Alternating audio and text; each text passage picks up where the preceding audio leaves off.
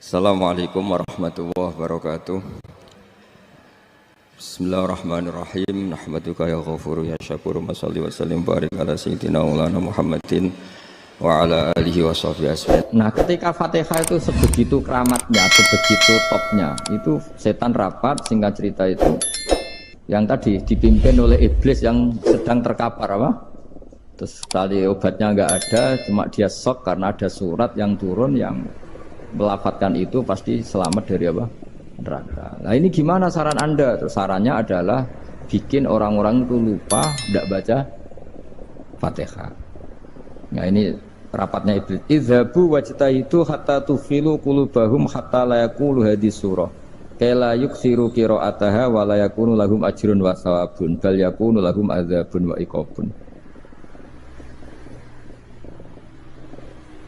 Kemudian yang terakhir saya beri ijazah tentang Al-Fatihah ya, karena ini surat yang populer. Kalau saya ijazahi Quran 30 juz pasti sampean nggak hafal. Atau ijazah surat Baqarah, kalau mau Baqarah mau. Ijazahi surat Baqarah mau 2 juz setengah. Mau Mas Asep? Ya Fatihah aja yang gampang ya. Nah, ya kulhu Fatihah ini paket ringan ini. Tapi pahalanya apa? Besar. Ini beda ya, artinya selama ini mungkin Anda baca tapi monoton ya. Tapi ini saya bacakan teks aslinya tentang istilahnya itu mazaya. Mazaya itu kelebihannya Fatihah. Saya baca Arabnya dulu, nanti ini terakhir ya, ijazah tadi kan saran-saran umum tentang sosial. Ya, pokoknya jadikan kebaikan itu punya nilai sosial yang baik lah. Jadi nanti orang yang nggak amanah nggak laku, ya calon bupati, gubernur, presiden yang nggak amanah juga nggak laku. Begitu juga kiai yang tidak amanah juga nggak laku, suami yang nggak amanah juga nggak laku, istri yang nggak amanah juga. Sehingga kebaikan ini jadi nilai sosial yang dalam tanda kutip sudah keniscayaan. Yang diinginkan Allah itu seperti itu, bukan kebaikan yang dipaksakan karena kekuatan negara. Maksudnya kalau bisa kebaikan itu tidak usah dipaksakan. Memang satu sudah satu kebutuhan. Kayak cerita-cerita di negara maju itu, bahkan apapun jatuh itu nggak ada yang ngambil apa itu. Makanya gambarannya Mekah Medina kan gitu kan, barang jatuh nggak ada yang berani apa ngambil. Itu saking sudah jadi sistem. Sehingga banyak negara di Eropa itu yang sampai nggak punya tentara, nggak punya polisi karena kebaikan sudah. Nah kita kan masih capek, polisinya aja capek apalagi masyarakatnya, karena ya kebaikan itu belum jadi nilai bersama. Nah kita selain ditopang negara, ada polisi, ada tentara, itu kita usahakan kebaikan itu jadi nilai bersama. Tadi wa'tamiru bainakum bima'ruf. Dan kita punya reputasi yang bagus dalam bab ini. Saya masih ingat kecil saya itu yang jilbaban hanya keluarga kiai. Sekarang rata-rata masyarakat itu jilbaban.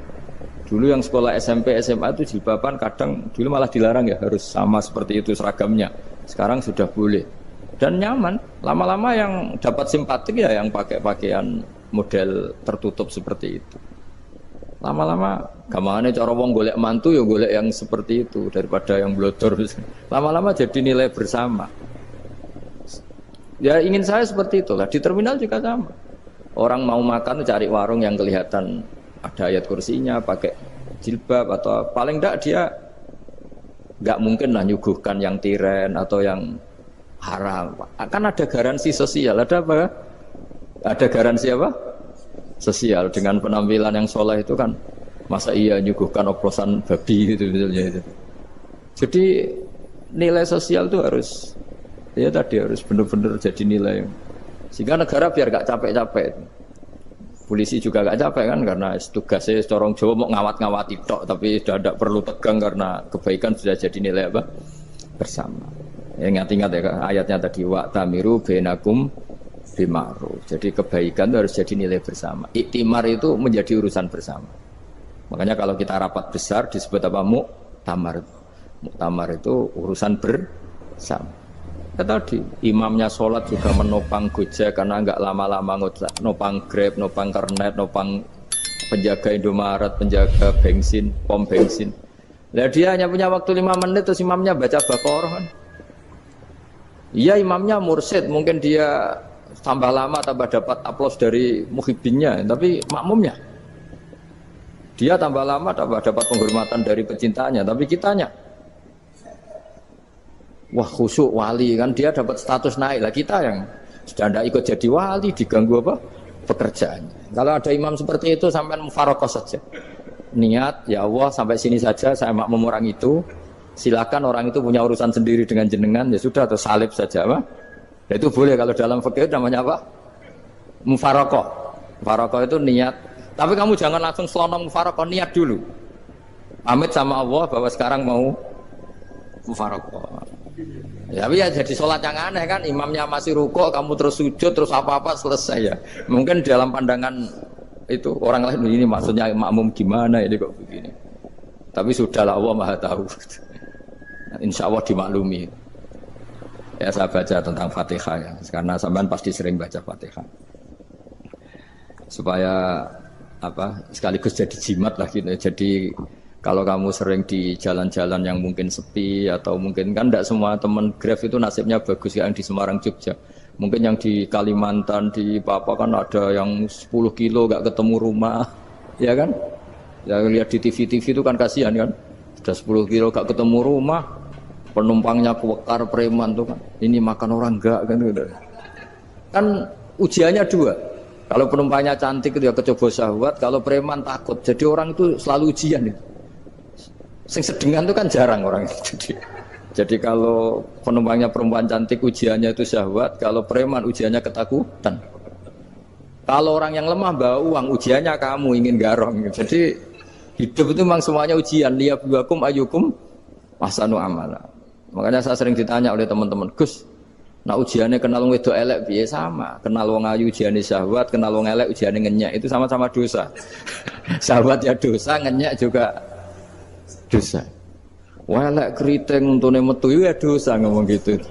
Kadang-kadang orang berpikir enak kancanan wong elek gak dosa. Kata siapa? Kancanan wong elek itu ya dosa karena bawaannya ngenyek.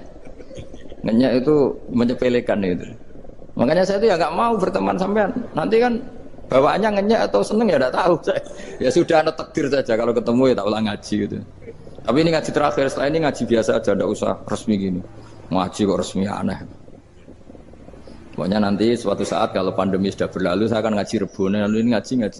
Ini ngaji yang kurang bagus karena ngatur kiai kurang berkah ini. Nanti tapi ya lumayan lah masih mau ngaji. Ngaji kok tanggal ini jam ini. Sekarang suatu saat kamu tak panggil, Mas Wahyu datang ke sini jam ini, tidak mesti bisa. Mungkin pas ada acara apa, oh, maaf ke sini pas ngecek, pas apa. Gitu. Jadi ya sudah tapi tak maafkan, enggak apa-apa. Takdir ya. Tak bacakan supaya sampean tahu keramatnya Bismillah. Nah sebelum saya bacakan Bismillah Fatihah, tak beritahu tentang ilmu tafsirnya karena ini penting sekali. Fatihah itu dawuhnya Allah, tentu itu dawuhnya Allah. Saya ulang lagi itu kalam Allah. Tapi yang sudah diberikan kesampaian ke kita semua, sehingga seakan-akan itu menjadi dawuhnya kita ke Allah. Jangan salah loh ya, Fatihah itu dawuh Allah, tapi sudah diberikan ke kita. Sehingga posisi kita itu yang punya itu. Nah kenapa ini perlu dijelaskan? Karena nanti ada kalimat iyyaka na'budu wa iyyaka nasta'in. Kalau itu masih kalam Allah, berarti Allah ngomong ke kamu, ngendikan ke kamu, kepadamu aku menyembah. Masa Allah menyembah kamu? Nah sehingga ilmu tafsir itu menyelesaikan itu dulu ya. Saya ulang lagi ya, sebelum sampean sering baca Fatihah, aku yakin ya sering baca. Tapi barokahnya tidak paham itu tidak pernah janggal. Enggak paham itu ya penting supaya tidak iskal, tidak janggal. Sebetulnya di kalimat itu ada yang janggal. Kalau Fatihah itu kalimatnya Allah atau kalam Allah, bagaimana dengan kata-kata iyyaka na'budu? Masa Allah ngendikan ke kita, kepadamu kami menyembah. Masa Allah menyembah kita? Maka penyelesaiannya secara ilmu tafsir gimana? Semua ulama mengatakan, bukan satu dua, semuanya mengatakan di Fatihah itu semuanya diberi kawalan kalimat. Saya ulang lagi ya, di Fatihah itu semuanya diberi awalan kalimat qulu, katakan wahai hambaku begini. Ya, katakan wahai hambaku begini. Nah, begini ini pelajaran dari Allah yang sudah diberikan ke kita. Terus kita mengatakan Bismillahirrahmanirrahim, Alhamdulillahirabbil, termasuk kita mengatakan iyyaka na'budu wa iyyaka nasta'in. Jangan bayangkan Allah ngendikan ke kita. Kalau Allah ngendikan kita berarti gini, hei wahyu, ihdinas siratal mustaqim, tunjukkan saya jalan yang benar. Nah nanti kamu terus, ya Allah, Anda aja minta tolong saya minta tolong siapa kan? Jadi panjang kan. Ya, saya ulang lagi ya. Jadi itu di Ulumul Quran diterangkan gimana? Sebelum baca Fatihah, ya. Fatihah itu kalamullah, ngendikane Allah, tapi yang sudah diajarkan ke kita dan sudah milik kita. Sehingga kalimat itu menjadi milik kita. Tapi ya kalamullah, tetap kalamullah, tapi sudah menjadi milik kita. Udah paham ya? Ya pinter nah. Ya, karena kalau tanpa penjelasan seperti ini Anda akan iskal. Bagaimana Allah, iskal itu janggal, bagaimana Allah mengatakan iya karena butuh. Yang jadi aneh ya? Ya, jadi tak jelaskan secara ilmiah ya. Jadi kata ulama-ulama tafsir, ayat-ayat Quran seperti ini sebetulnya dimulai dari qulu apa? Meskipun enggak dilafatkan. Itu kan sama dengan qul huwallahu ahad Muhammad. Katakan kalau Tuhan itu satu. Ya namanya Quran itu kan kalam Allah, membina nabinya, membina umatnya. Makanya dikatakan atau enggak, di sini tersembunyi kata qulu, katakan. Ya. Jadi ya ibarat apa itu? Kamu ngajari anak kamu lah. Le, panggil jenengan bapak kula. Itu maksudnya anak itu, kalimat itu kalimat kamu, tapi kamu ajarkan ke anak kamu. Terus anak kamu bilang, Pak jenengan bapak kulo. Nah ketika kamu mengatakan jenengan, bukan kamu mengatakan jenengan anakku, berarti anakmu itu bapakmu, kan lucu kan. Anak kamu ajari jenengan bapak kulo, kamu engkau bapak saya. Terus anak kamu mengulang jenengan atau kamu bapak saya. Berarti itu kalimat yang kamu ajarkan, tapi sekarang sudah milik anak kamu. Kalau itu kalimat kamu kan lucu, masa anak kamu bilang bapak. Nah itu seperti itu. Jadi ulama memberi solusi atau jawaban iyyaka na'budu wa iya, itu sebelumnya ada kata-kata qulu, katakan wahai hambaku, hubungan kamu dengan saya adalah katakan iyyaka na'budu wa iyyaka nasta'in. Terus hubungan kamu dengan saya katakan juga dalam doamu ihdinas siratal mustaqim. Jelas ya, jadi itu kalam Allah yang sudah milik kita karena diajarkan Allah untuk kita. Dong ya. Ya dong ya, gak jelas ya. Tapi bagus, gak jelas itu bagus. Kalau kamu jelas gak jadi digrab, jadi gubernur. Min azimi fadliha kasratu asma'iha wa fadail ukhra. Ini cerita dramatisnya surat Al-Fatihah. Qala Abu Hurairah radhiyallahu anhu inna iblisa ranna khina unsitat Al-Fatihah. Jadi iblis itu begitu kesakitan. Ini kitab Abwaabul Farad karangannya Sayyid Muhammad Alawi, juga kutipan dari beberapa kitab. Yang jelas beliau sendiri juga ngutip dari beberapa riwayat di beberapa hadis. Halaman 123. Ketika Fatihah turun itu iblis kesakitan. Kayak orang sakit gigi lah, tersiksa sisanya karena turunnya surat apa? Al-Fatihah. Artinya kalau Anda baca Fatihah dijiwai, maka Anda melemahkan setan, melemahkan iblis. Wa qala Mujahid, khina unzilat Fatihatul Kitab ronna fastama indahu asyayatin. Jadi ketika Fatihah itu turun, iblis itu terkapar lah kira-kira. Sampai dijenguk banyak setan. Jadi kemana di ICU lah kira-kira gitu kalau sekarang itu. Entah Covid entah enggak tahu, pokoknya di ICU sampai dijenguk banyak setan. Enggak tahu bawa apa enggak tahu, pokoknya dijenguk banyak setan. Ono yang nyangoni karena ini apa? Ketuanya apa? Pingsan, sakit. Jadi iblis itu sakit sampai dijenguk anak buahnya setan-setan. Ya, semoga kalian semua tidak kenal setan. Kalau kenal berarti teman, apa?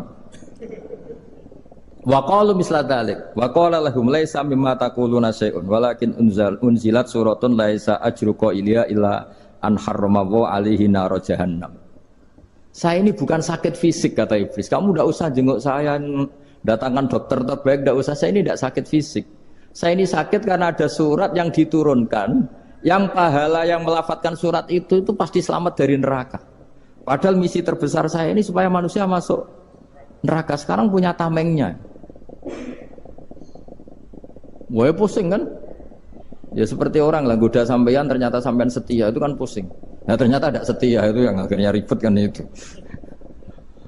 Jadi iblis itu cita-cita terbesarnya kan semua orang itu masuk neraka. Nah sekarang turun satu surat yang gara-gara surat itu siapapun yang baca dijamin selamat dari neraka. Jadi walakin unzilat suratun laisa ajru qailiha illa an harramallahu alaihi nar jahannam. Karena jadi dia shock lah itu kalau orang di Jawa itu bilang shock. Aduh sial nasib saya ini umat nggak bisa saya goda lagi karena punya tamengnya tadi punya. Qad batala kaidukum wa makrukum. Rekayasa kalian sekarang itu tidak ada gunanya semua. Nah, ini alhamdulillah di Indonesia kelihatan kan banyak yang miskin, banyak yang susah. Tapi selagi mereka masih sholat, itu keinginan mencari halal itu masih tinggi. Kayak apa kita di tengah kota, jauh dari anak istri, jauh dari tetangga. Biasanya kalau orang jauh dari anak istri, tetangga kan sakar PDW. Tapi yang soleh masih banyak, sudah jauh dari keluarga tetap lurus. Loh, kalau yang dekat lurus kan wajar, konangan wong akeh kan. Ini sudah jauh masih lurus. Nah ini nggak lepas dari barokahnya surat apa? Surat Fatihah tadi. Jadi karena ada surat yang menjamin pelafalnya atau qailiha terbebas dari api neraka. Wa qalat as-sayatinu lahu is ayyusai'in ta'muruna ya maulana. Faqala lahum idhabu wajtahidu hatta tukhfilu qulubahum hatta la yaqulu hadhihi surah. Lalu kita gimana? Jari para setan gitu. Lalu kita gimana? Terus kata iblis, sudah bikin mereka lupa sehingga tidak baca lagi. Selagi masih baca kita pasti keok. Jadi kalau sampean sudah jarang baca Fatihah itu berarti sudah bagian dari kemenangan apa? Iblis. Jadi kalau sampean sudah jarang baca Fatihah itu berarti bagian dari kekalahan Anda, kemenangan iblis. Masih sering baca? Berapa kali? Terus apa lagi?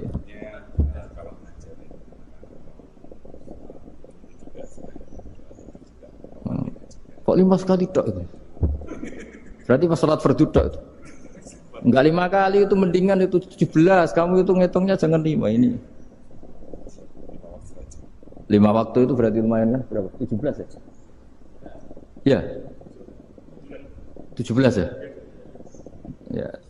17 tapi kalau makmum tuh sering separuh kan, apalagi makmum tarawih. Ya kan? Makmum tarawih itu bacanya Fatihah ada yang sempurna enggak ya? Ya enggak lah. Baru alhamdulillahirabbil alamin ruko ikut ruko ini gitu. Makmum kan yang tarawih lah. Kalau tarawih jarang sempurna ya. Fatihahnya itu. Kan imam sudah ruko. Kamu bacanya Fatihah sampai mana tuh? Baru setengah ya. Ya paling pas tarawih aja kan enggak sempurna ya. Apalagi kalau imamnya sing kilat tuh waduh malah. Nah ketika Fatihah itu sebegitu keramatnya, sebegitu topnya, itu setan rapat singkat cerita itu yang tadi dipimpin oleh iblis yang sedang terkapar apa? Terus tadi obatnya nggak ada, cuma dia shock karena ada surat yang turun yang melafatkan itu pasti selamat dari apa? Neraka. Nah ini gimana saran Anda? Sarannya adalah bikin orang-orang itu lupa, tidak baca Fatihah. Nah ini rapatnya iblis. Idzabu wajtahidu hatta tufilu qulubahum hatta la yaqulu hadhihi surah. Kala yuksiru qira'ataha wa la yakunu lahum ajrun wa thawabun bal yakunu lahum adzabun wa iqabun.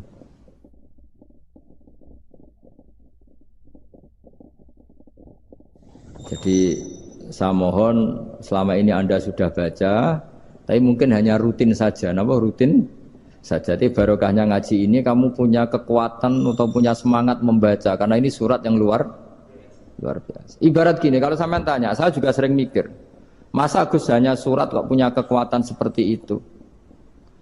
Di dunia ini kata Allah, mulai Nabi Adam sampai kiamat, nggak ada yang bisa menandingi kekuatan kalimah. Kalimah itu kata-kata, nggak ada yang bisa menandingi kata-kata. Misalnya Anda nge-grab, berangkat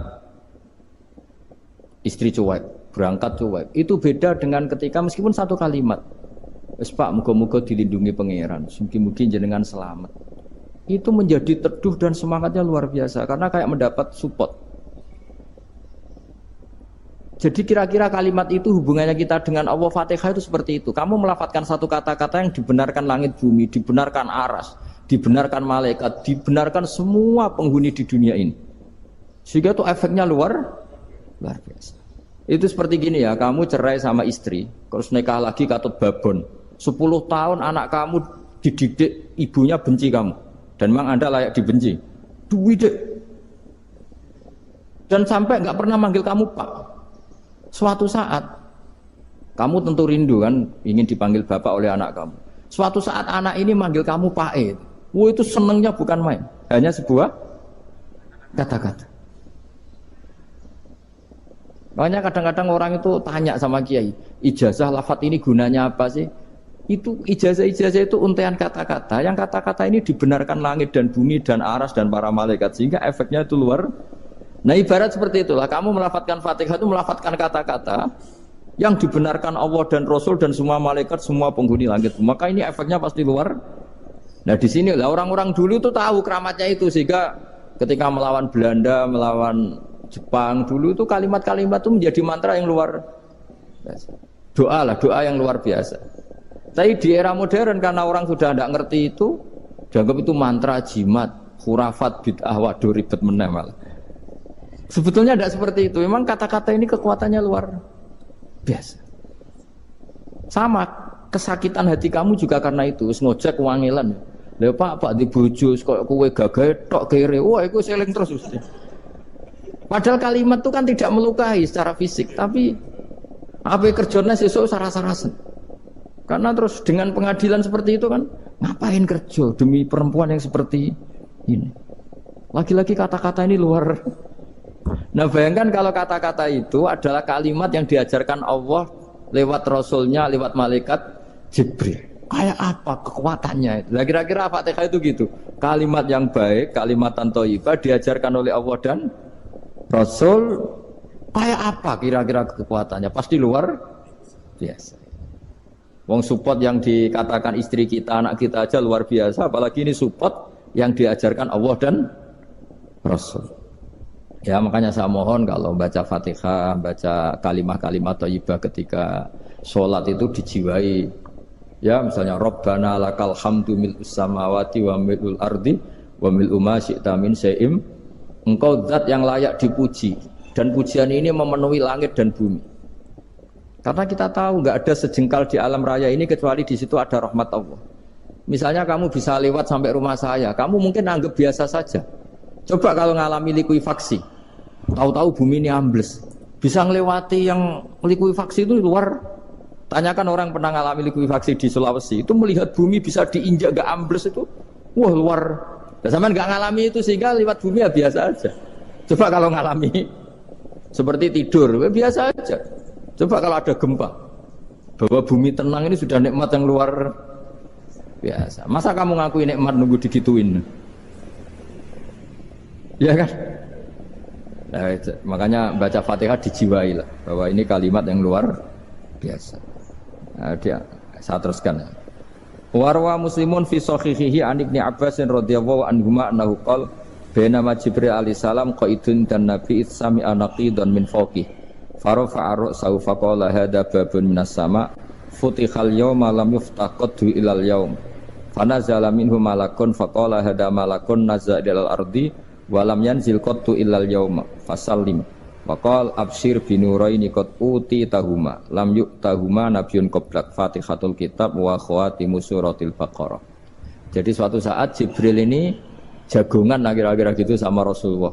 Tahu-tahu langit itu gemuruh. Karena langit gemuruh kata Jibril terus semuanya ngangkat kepala ke langit. Ini pintu langit baru ini dibuka, yang sebelumnya tidak pernah dibuka seperti ini. Turunlah malaikat, yang malaikat ini pun malaikat spesial, yang enggak malaikat murahan lah kira-kira gitu, yang enggak pernah turun ke bumi kecuali juga saat itu. Dengan penyambutan yang luar biasa, dengan semuanya tidak pernah terjadi. Hanya karena bahas surat Fatihah. Jadi ini surat yang luar biasa, pengawalannya lewat malaikat yang spesial, enggak pernah turun di bumi kecuali saat itu. Penyambutannya juga enggak pernah seperti itu, baru seperti itu. Jadi semuanya itu spesial. Nah, kenapa ini spesial?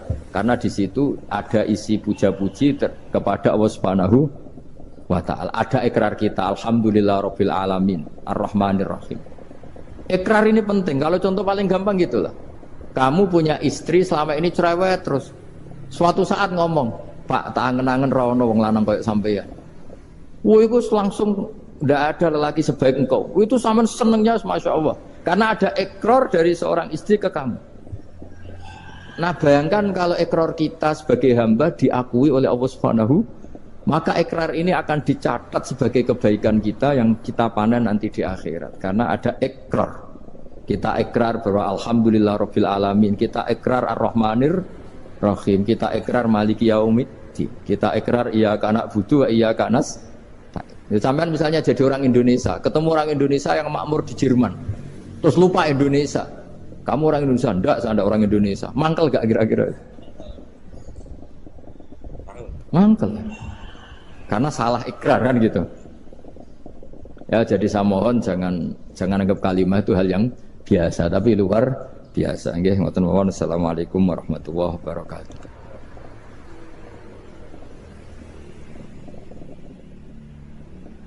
Saya berkali-kali kampanye di mana-mana lah, kampanye dan menganjurkan.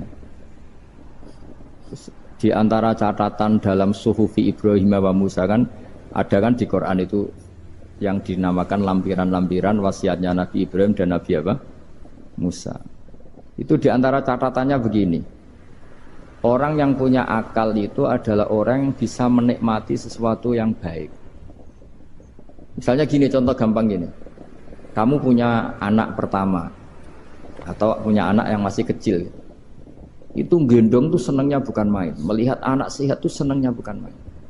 Mungkin saat itu banyak orang yang sedang maksiat dengan perempuan nakal atau dengan teman-teman nakalnya, yang nganggap seperti itu tidak nikmat. Tapi andaikan ini ditimbang ya ditimbang. Yang maksiat betulan, misalnya paling ukuran bahagianya itu 70%. Tapi yang ini, yang nimang anak baru lahir atau masih kecil, corong Jawa ngeloni anak, bisa saja bahagianya itu sampai 100%.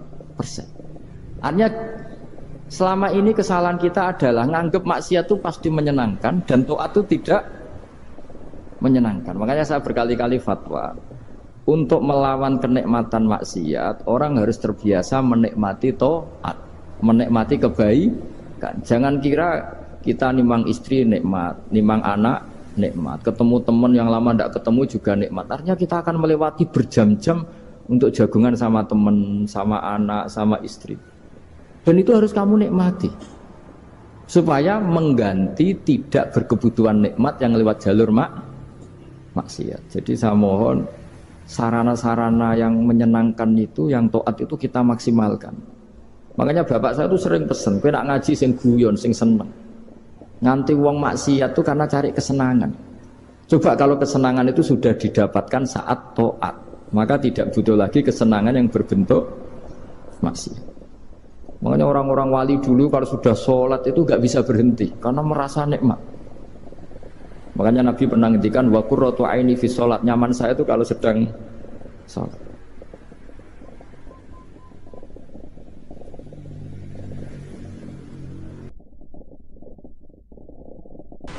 Mau sampean wis bodho lah ora apa-apa wis.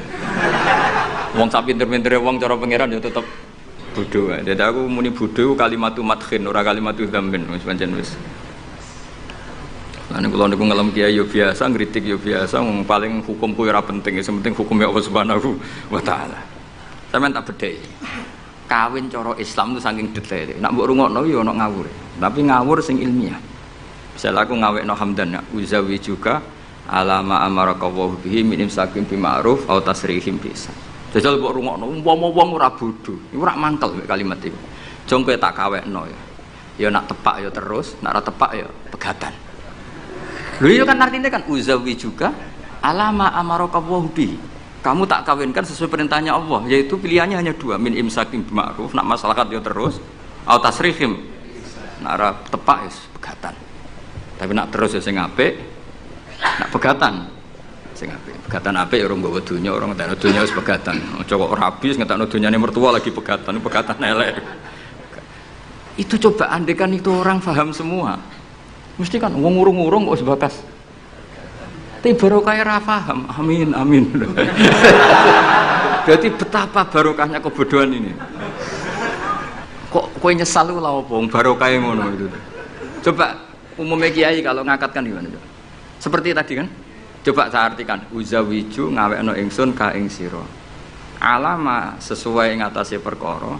Amaro kang perintah ka ing sira sapa Allah. Kowe tak kawekno aja sesuai aturan sing ditanamkan Allah, sing diajarkan Allah.